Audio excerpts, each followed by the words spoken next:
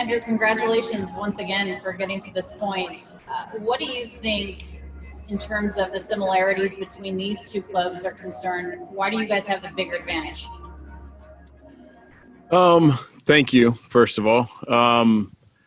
Atlanta is a really good team. They wouldn't be here if they weren't. Really deep, powerful lineup, really deep bullpen, some really good young starting pitching. There's a lot of similarities. Obviously, I'm biased and will bet on our guys, but they're a really good team. And for us, it's about, just creating as many good matchups as we can throughout each game. We're kind of dealing with an unprecedented series in terms of potentially having 7 games in a row. And so I think the depth of your roster has more of a chance to kind of shine. And we feel really good about, 1 through 28 on our roster and, how they can each kind of play a role in winning 4 games. Both of these teams are coming in fresh, having been undefeated so far in this postseason. What do you like about your arms, particularly your bullpen arms, when you talk about those potential matchups and no days off? Yeah, I think it's a huge advantage for both teams, especially for the bullpen guys to be able to reset. It is something, again, that we haven't really been a part of before. And even with off days in years past, you run the risk of, kind of overusing some relievers, and not necessarily to the point where they're at risk of getting hurt, but just where it starts to potentially eat into some effectiveness. And so I think, figuring out how to kind of balance that throughout each game, maximize our chances to win. When we have a lead, just keep ourselves in the best position to come back and win a game if we're trailing. We just have a really deep bullpen and guys that kind of match up against different guys and they complement one another. And so, Mark, Pryor, Danny Lehman, Dave Roberts, Josh Bard, Connor McGinnis, they've done an awesome job all year of kind of putting guys in the best position to succeed. And I expect that to continue. Finally, for me, Andrew, how risky is it to have Edwin on the CS roster when right now he can only pinch hit for you? I would imagine you feel pretty confident that he's going to be able to do more for you moving forward in this series. Yeah, just day over day over day over day, it's continued to improve pretty significantly. And, the way he, ran the bases yesterday, he took some live at bats and just the way he was able to fire on his backside, really gave us, more optimism about, where he was and also not only where he'd be today, but where he'll be in the next few days as well. Next question is from Dave Vassay. Go ahead. Andrew, Dave alluded the other day about maximizing Dustin May in this series by not just putting him in that starter bucket, but being able to utilize him and still keep in mind the long view of his career. How big of a weapon can he be for you in this series, and how did you come up with that strategy for him? To Dustin's credit, A, he's really resilient, which helps. But B, he also just wants to help in any way he can for us to win a championship. And so when he pitched, when he threw those 2 innings in game 1 last week, he went up to Pryor after the game. He's like, "Hey, I'm up tomorrow. I'm good to go." We're like, "Easy, easy, Dustin." So obviously it's something from our standpoint where we will, make sure and balance putting him in the best positions to help us win.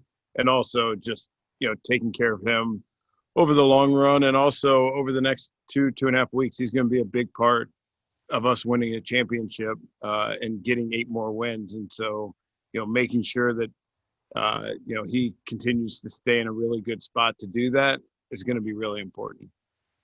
Thank you. Next question is from Jorge Castillo. Go ahead. Andrew, the 3 other guys, front office leaders left in this tournament all worked for you. Are you texting them, talking trash? What's that like? Are you in contact? Yeah, it's cool to have a personal connection. Obviously, all 3 are really good friends of mine, and in a vacuum, I'm really happy to see them having success. I said this yesterday, but now I'm to the point where I want each one of them to lose. as I'm sure they feel about me. And, it's fun going up against Alex, and hopefully we have the chance next week to go up against one of either Eric or James. And just going into the series, have you, and by you, the front office and the coaching staff, decided on what Kenley's role will be, and what is that role? No, I think obviously this has been a popular question, and I totally get it. He is working incredibly hard, and I think, again, what happened in game 2 happened, but we went back and watched it, and the first 19 pitches were really good and really competitive, and then he made some pitches that were mistakes and things that I think he would say weren't his best throws, but he's working incredibly hard. There's some stuff in the delivery that I know Mark and Connor are kind of keying on. But to his credit, all he is saying right now is, I want to be a part of helping us win a championship. It's a text message he's sending to the other bullpen guys. And, from Doc and Mark and Danny's standpoint in game, I think there are really good runs for different relievers, and just how to deploy it and win. Obviously, depends on how certain games play out, but I do expect him to be a big part in helping us win a championship. So is it fair to say you guys don't have a quote-unquote ninth inning guy? It's going to be based on, night to night? I think it's safe to say that each night we're going to do everything we can to put ourselves in the best position to win a game. Thank you. Next question is from Bill Plunkett. Go ahead. Yeah, to play devil's advocate, one of the advantages you've had You're good at that. I try my best. One of the advantages you had over every opponent so far in the postseason is your starting pitching depth. Why not just take the 5 guys that you have and run them out there as starting pitchers? My sense is that each one of those guys are going to pitch a meaningful amount in each of the 5 games. But we have a little bit of flexibility with the timing and bullpens and whatever else to have them, help us along the way potentially. And we'll kind of read and react after each game. And, whatever one of those guys can take down on a game that they're not starting, where it doesn't come with a lot of future costs, has a lot of future benefit by saving some of our relievers from pitching in a game, which then keeps them, more lively, in the future games. And so it's all a balancing act, but I think each one of Walker, Kirsch, Tony, Julio, D. May are all going to play a really big part in this series. And with the 3 guys running the front offices with those other teams, do you worry that you taught them too much? And does it make you feel old now to have a tree? Definitely feel old. I think talked about this a lot. I'm not very good at kind of stepping back and reflecting back and really being nostalgic about things in the past. Just the future and what's going on in that moment tend to take up a lot of my time. But, it was a really special time with the Rays with a lot of really talented people who have now gone on and are doing some incredible things. Alex was with us for a couple of years, and he likes to tell people how much he learned while he was here. We also learned a lot from him as well. And so it's going to be fun, and it does add a real personal connection, even watching the American League side of things, and really happy for them up to this point. Who had the best resume? That's a good question. Alex, he had just won a AL East. Next question is from John Morosi. Go ahead. Thanks, Andrew.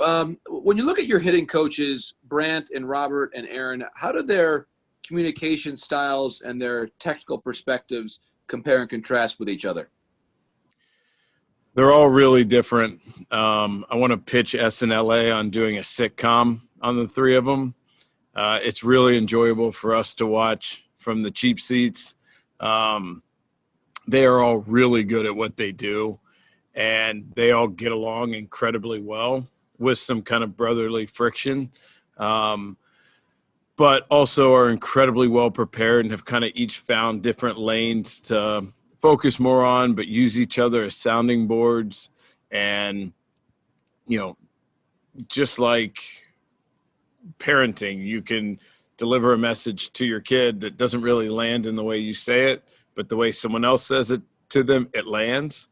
And it's the same thing. It's a really selfless mentality that our hitting guys have. And, you know, one guy might just have a better ability to connect with one of our guys and have something land. And so, you know, he'll be the kind of message giver, and just the way they are able to zig and zag off each other, we think is a real competitive advantage.